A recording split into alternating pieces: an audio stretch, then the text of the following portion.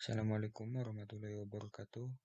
Perkenalkan, nama saya Icat Zaruldani, NIM 62114210001. Di sini saya akan mempresentasikan mata kuliah Ilmu Gizi Olahraga yang berjudul Zat Gizi. Yang pertama adalah karbohidrat. Karbohidrat adalah kelompok nutrisi yang paling penting dalam susunan makanan sebagai sumber energi. Kata karbohidrat berasal dari kata karbon dan air. Secara sederhana, karbohidrat didefinisikan sebagai polimer gula. Semua karbohidrat terdiri dari unsur C atau biasa disebut karbon, dan H hidrogen, dan O oksigen. 1. Klasifikasi karbohidrat. Di dalam makanan, karbohidrat pada umumnya terdapat 3 jenis, yaitu monosakarida, disakarida, dan polisakarida. Karbohidrat jenis monosakarida dan disakarida ini memiliki rasa manis, sedangkan untuk polisakarida tidak memiliki rasa. Karbohidrat dapat diperoleh dari tumbuhan atau nabati maupun dari hewan. Karbohidrat untuk jenis polisakarida yang diperoleh dari tumbuhan atau nabati ada dua, yaitu polisakarida yang dapat dicerna dan tidak dapat dicerna. Karbohidrat jenis disakarida dibagi menjadi 3 jenis, yaitu sukrosa, maltosa, dan laktosa. Laktosa hanya dijumpai pada makanan yang berasal dari hewan, misalnya susu. Sedangkan untuk sukrosa dan maltosa diperoleh dari makanan yang berasal dari tumbuhan atau nabati seperti sayuran dan buah-buahan. Yang kedua adalah fungsi karbohidrat. Karbohidrat di dalam tubuh berfungsi sebagai penghasil energi utama. Untuk itu, pada atlet dan olahragawan akan lebih baik kalau akan melakukan olahraga atau aktivitas fisik mengkonsumsi makanan yang mengandung karbohidrat. Hal ini karena karbohidrat lebih cepat diserap untuk menghasilkan energi. Karbohidrat dicerna kurang lebih 1-2 jam. Karbohidrat ini dapat disimpan dalam otot dan hati, sehingga lebih cepat untuk digunakan apabila dalam keadaan terdesak. Yang ketiga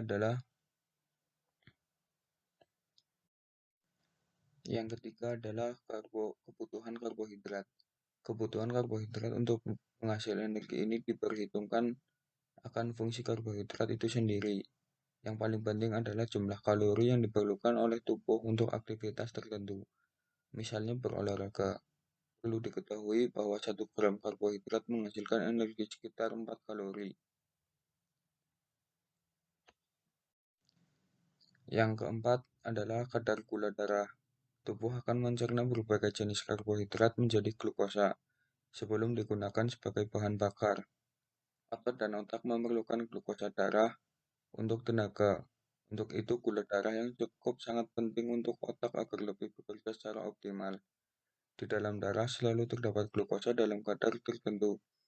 Kadar gula darah yang tinggi dipertahankan dalam hati. Di dalam hati, glikogen akan dipecah menjadi glukosa dan dilepaskan ke dalam aliran darah kalau kadar gula dalam darah berada di ambang batas. Yang kelima adalah sumber karbohidrat.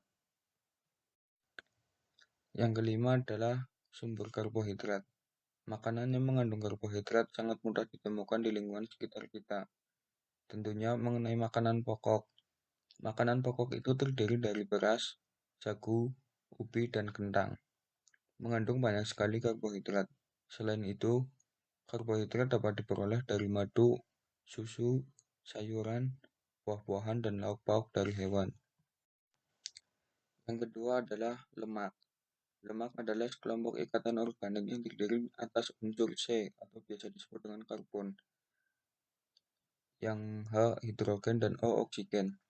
Lemak memiliki sifat dapat larut dalam zat-zat tertentu. Lemak memiliki titik lebur yang tinggi dan bersifat padat pada suhu kamar ini disebut dengan lemak. Sedangkan yang memiliki titik lebur yang rendah dan bersifat cair disebut dengan minyak. Klasifikasi. Yang pertama adalah klasifikasi lemak. Lemak diklasifikasikan menjadi beberapa tipe, yaitu 1. Lemak sederhana. Lemak sederhana atau simple fat memiliki proporsi 95% dari lemak tubuh. Lemak sederhana ini dibagi menjadi 2, yaitu lemak jenuh dan tidak jenuh. Lemak jenuh yaitu lemak hewani merupakan contoh dari lemak jenuh.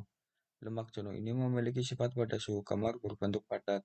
Hal ini karena lemak jenuh memiliki titik didih yang tinggi. Yang kedua adalah lemak tak jenuh. Lemak yang berasal dari tumbuhan atau nabati adalah contoh dari lemak tak jenuh. Lemak tak jenuh ini dapat menyebabkan titik cair yang lebih rendah dan menjadikan lemak memiliki sifat cair pada suhu kamar. Yang kedua, lemak ganda. Lemak ganda memiliki komposisi terdiri dari lemak sederhana dan ditambah dengan senyawa kimia lain. Lemak ganda terdiri dari fosfolid, glukofolid, dan lipofolid.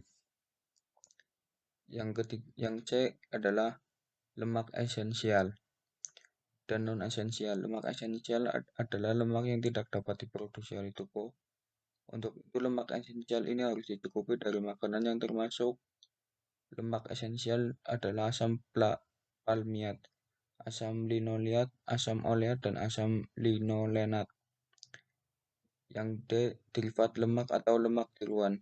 Kolesterol memiliki salah satu jenis lemak ini. Kolesterol ini banyak terdapat pada makanan yang berasal dari hewan. Fungsi lemak. Lemak sebagai sumber energi terbesar, yaitu dalam 1 gramnya menghasilkan energi sebesar 9 kalori. Untuk itu, bagi olahragawan yang memiliki latihan yang cukup banyak dalam 1 hari, disarankan untuk memakan makanan mengandung lemak juga di samping mengandung karbohidrat. Hal ini untuk menghemat makanan yang dimakan. Selain itu, terdapat fungsi-fungsi lain yaitu seperti sebagai pelarut vitamin, memberikan rasa kenyangnya lebih lama, ikut serta sebagai zat pengembang jaringan tubuh. Yang ketiga adalah kebutuhan lemak. Seperti halnya karbohidrat, kebutuhan akan lemak juga ditentukan oleh aktivitas fisik yang dilakukan oleh olahragawan. Perlu diketahui untuk menghidangkan suatu makanan, maka hendaknya 15% dari hidangan total adalah hidangan yang mengandung lemak.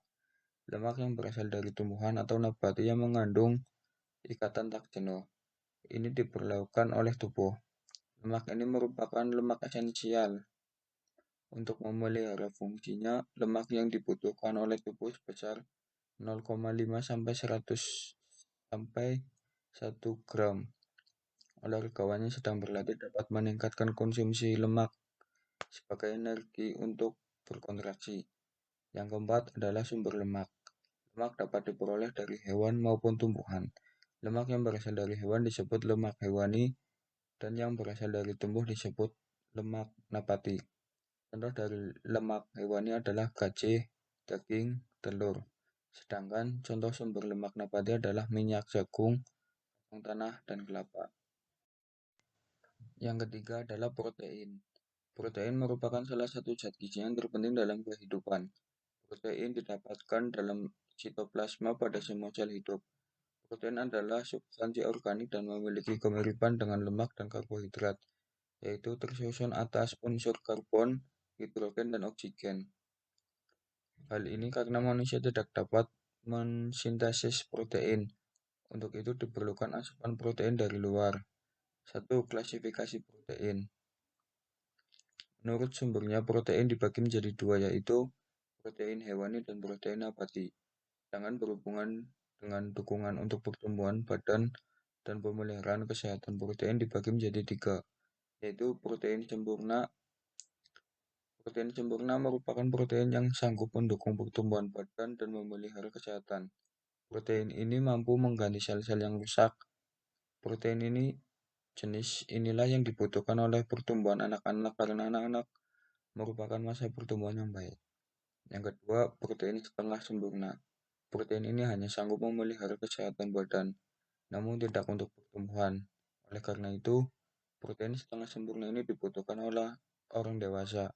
Yang paling cocok adalah bagi olahragawan yang melakukan latihan rutin dan berat. Yang terakhir yaitu protein tidak sempurna. Protein jenis ini hanya digunakan untuk penghasil energi saja. Protein ini tidak bisa memelihara kesehatan dan mendukung pertumbuhan. Yang kedua, fungsi protein. Fungsi protein juga memiliki penghasil energi. Selain itu, fungsi protein adalah sebagai berikut. Yang pertama, protein sebagai pembangun jaringan tubuh. Yang kedua, protein sebagai pengganti jaringan-jaringan yang rusak. Jaringan yang rusak ini dapat diakibatkan mungkin karena luka, laktasi, maupun hamil. Yang ketiga adalah protein sebagai alat untuk pembuatan protein-protein yang baru. Yang ketiga adalah kebutuhan protein. Kebutuhan akan protein adalah konsumsi yang diperlukan untuk mencegah kehilangan protein dan kemungkinan produksi protein yang diperlukan dalam masa pertumbuhan, kehamilan, dan laktasi. Yang keempat adalah sumber protein. Protein dapat diperoleh dari hewan dan tumbuhan. Protein yang berasal dari hewan disebut protein hewani dan protein dari tumbuhan disebut protein nabati.